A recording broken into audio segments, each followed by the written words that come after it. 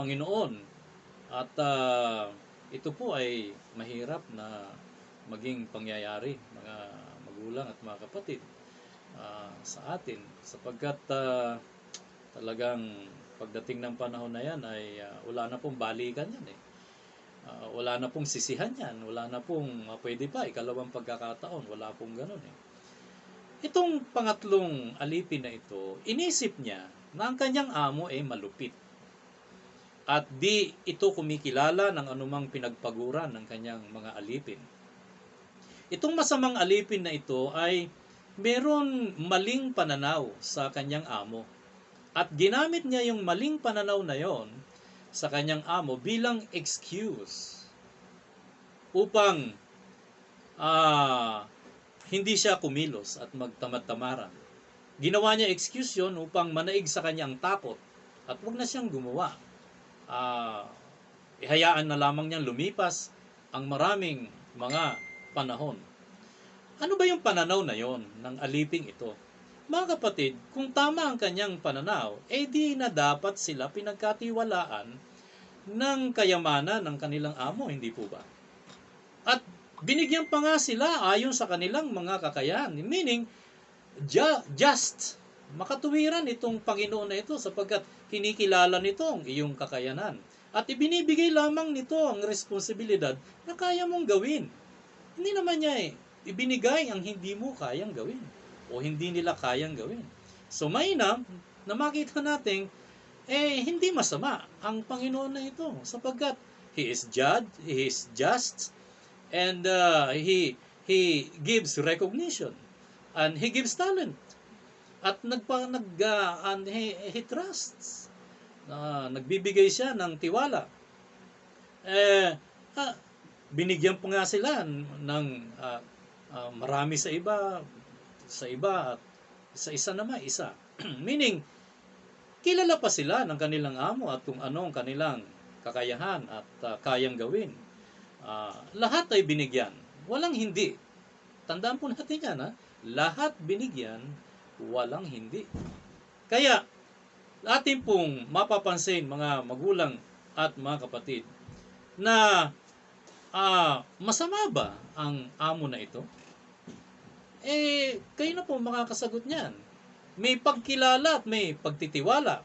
Naniniwala ang mga dalubhasa. Actually, sa banal na kasulatan na ang tinutukoy na isang talent dito, isang malaking kayamanan, isang mahalaking halaga. Kung kaya, mali ang pananaw na ito ng pangatlong alipin na ito sa kanyang amo. Mapagpatawad ang Diyos. Tama? Yan ba? Mapagpatawad naman ang Diyos eh. Yan, malimit nating pananaw, di ba? Mapaglimot naman sa kasalanan ng Diyos. Di ba? Yan din ang ating pananaw. Sa pangyayaring ito, nagpatawad po ba? Sa pangyayaring ito, lumimot po ba? Kaya ating pong balansehin ang ating paniniwalang yan. Ano po? Baka kasi ginagawa nating excuse at hindi balanced ang pananaw na yan. Sapagkat sa puntong ito ang Panginoon ay hindi lumimot. Ang Panginoon ay hindi nagpatawad. In fact, ang ginamit ng Diyos dito ay Him being a supreme judge. Hahatulan kanya base sa kanyang mga ipinagawa at ipinagkaloob sa iyo sa iyong buhay. Alam niyo ang buhay parang sa iba inuukit yan di ba? What is life? Ayan, yung mga tanong no sa philosophy. Paano kung ang buhay parang inuukit sa bato? Hindi na ito nabubura. Huwag ninyong akalain na ang buhay parang tubig at lahat ng isulat ay nabubura. Parang kasabihan sa mga nangungutang, ilista mo sa tubig. Pero sa totoo lang, di ito nililimot ng Panginoon. Ipagsusulit ito. Pero wag ninyo ipagkamali. Ang lahat po ng kasalanan, totoo po yun, ay ipinatatawad ng Diyos. Mapagpatawad ang Diyos. Siya ay Diyos ng pag-ibig. Pero tandaan natin, He is also a God who is just. Ang ating sinasabi dito ay ang pagiging ipokrito, without genuineness, it appears na hindi nagsasabi ng totoo ang aliping ito. Gusto lang talaga niyang maging tamad o passive ang kanyang buhay. Kaya't ituwid natin ang ating mga pananaw. Baka naman tayo lamang ang nag-aakala gaya ng masamang alipin na ito na ganito at ganon ang ugali ng Panginoon. Parang ipinagkasala pa ng Panginoon sa kanya na ganyan ang naging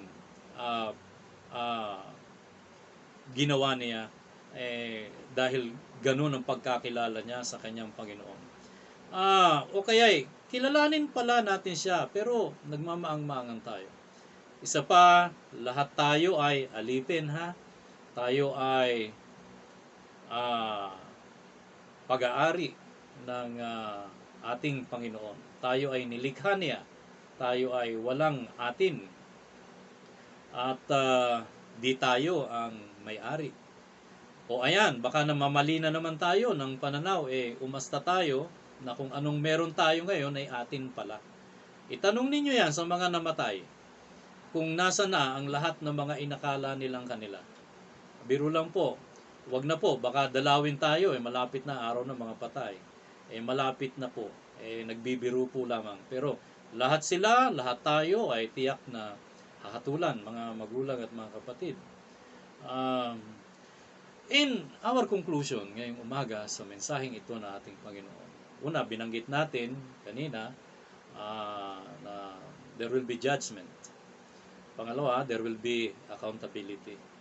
And yung binanggit po natin kanina na ang ating Panginoon ay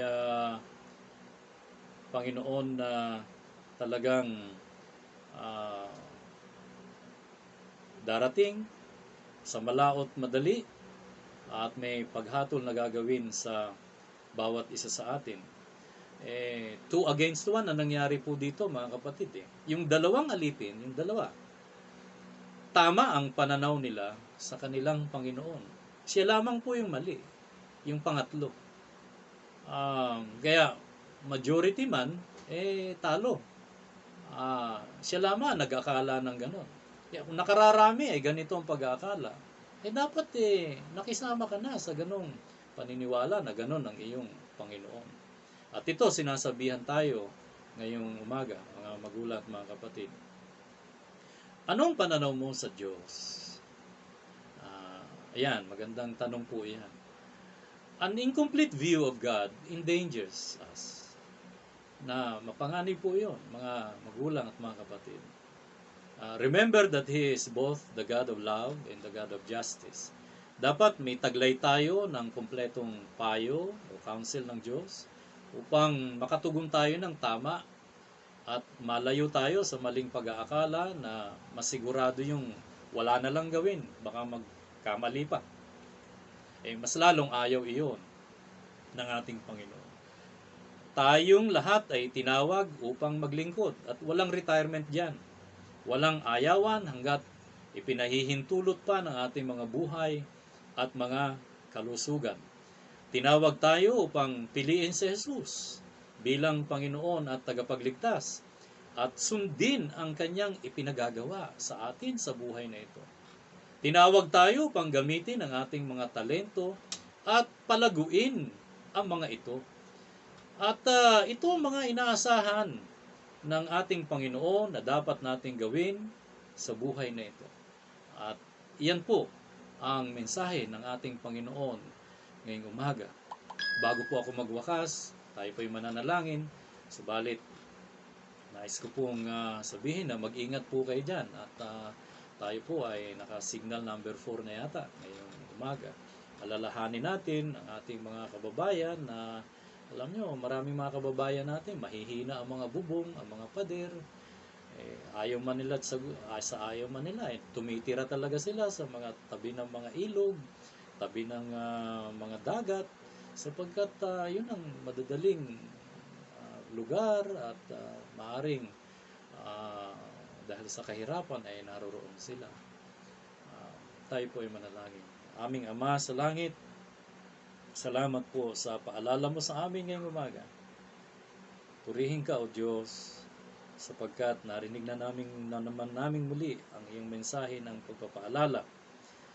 Subalit, higit dito, O Diyos, ay nais naming alalahanin ang aming mga kababayan na ngayon ay dinadaanan ng mga bagyo at nasisira ang kanilang mga pananim sa kabukiran.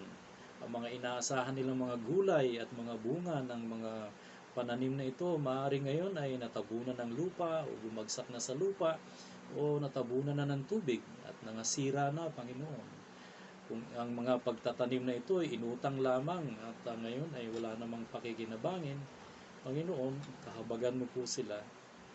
At kami naman, Panginoon, ay patuloy kaming dumadalangin at kung may maiaabot na mga tulong sa pamagitan ng pagsasama-sama ng tulong ng mga kapatiran ng iglesia, ng mga laiko, sa kanila inisyatibo ay maihatid ang mga tulong kung meron mang mga pangangailangan at maipabatid sa amin. Dalangin ko po, Panginoon, na sino man sa aking mga kapatid na patuloy na nangihina sa pananampalataya ay patuloy mo silang abutin at magbangong lakas, Panginoon, sapagkat ikaw ay Diyos na mapagpala at mahabagin sa lahat. Ikaw rin ang nagbibigay ng kagalingan, ng mga oportunidad at pagpapala. At kung napapansin mo, O Diyos, na talagang aming ginagamit ang aming mga kakayahan upang ang aming mga buhay, mga bago at mga gunlad, hindi mo ito pababayaan, Panginoon. Bagkus ay sasamahan mo at palalakasin mo at pagpapalain mo. Pagpalain nawa kayo ng ating Panginoon, patuloy kayong ingatan. Paliwanagin ng Panginoon ang kanyang mukha sa inyo at mahabag sa inyo. Ilingap nawa ng Panginoon ang kanyang mukha sa inyo. Bigyan kayo ng patuloy na katatagan, kapayapaan, ng kalakasan, ng pagtatagumpay. Sa ngalan ng Ama ng pag-ibig, sa ngalan ng ating Panginoong Jesucristong mapagbiyaya sa lahat, sa ngalan ng banal na Espiritong sumusubaybay at kumakalinga, nagbibigay kalakasan, karunungan at kasiglahan. Sumainyo nawang lahat ang mga ito. Amen at amen. Amen. Amen. Amen.